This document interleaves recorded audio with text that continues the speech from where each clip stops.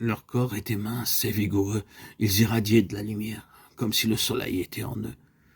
Elles s'abreuvaient à leur propre fraîcheur, puis, assoupies, doigts enlacés, se retrouvaient en songe.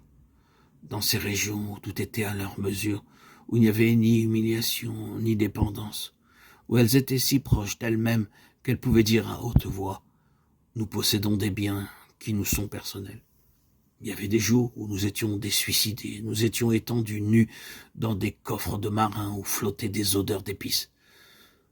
Nous rabattions le couvercle, il nous semblait que nous remontions un fleuve, qu'au-dessus de nous, des étoiles nous indiquaient la route. Nous savions que nous allions vers un continent, le seul où nous devions habiter. Nous ne serons plus jamais insatisfaits, nous ne poserons plus jamais de questions. Nous connaissions la quiétude de ce qui dort pur et confiant dans les ténèbres. Nous avions laissé nos corps dans la maison. Ils étaient comme des boules de cristal vers lesquelles se penchaient les devins. Ils voyaient des jeunes filles blanches comme des nénuphars. Elles prononçaient tout bas des paroles si tristes qu'ils ne pouvaient retenir leurs larmes. Ils voyaient brûler des étoffes, des papiers, des boîtes, tous échapper des boutons semblables à des yeux d'enfants. Ils voyaient des mers, des océans, d'où émergeaient, droites, leurs cheveux éperdus, pareils à des nageoires d'ébène, des femmes recouvertes de coquillages.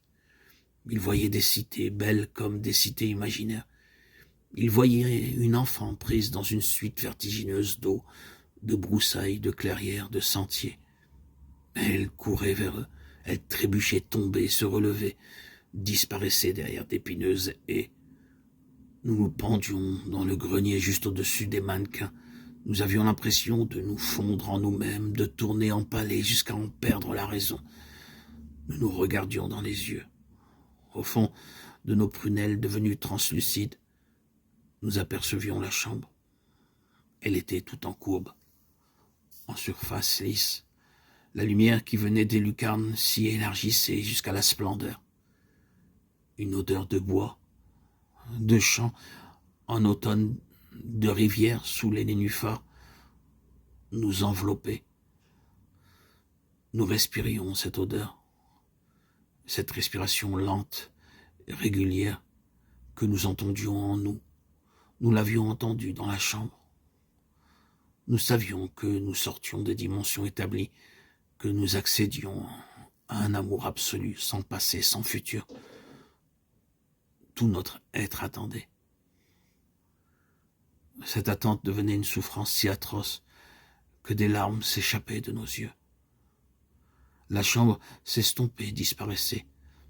Dans les ténèbres grises de nos prunelles, nos visages étaient de petites lueurs blanches. Nous nous abattions de tout notre poids sur le sol. Nous éprouvions une intolérable sensation d'effroi, semblable à celle qui naît dans l'obscurité. Nous ne bougions plus. Nous ne respirions plus. Nous nous refermions sur nous-mêmes. Nous devenions invisibles.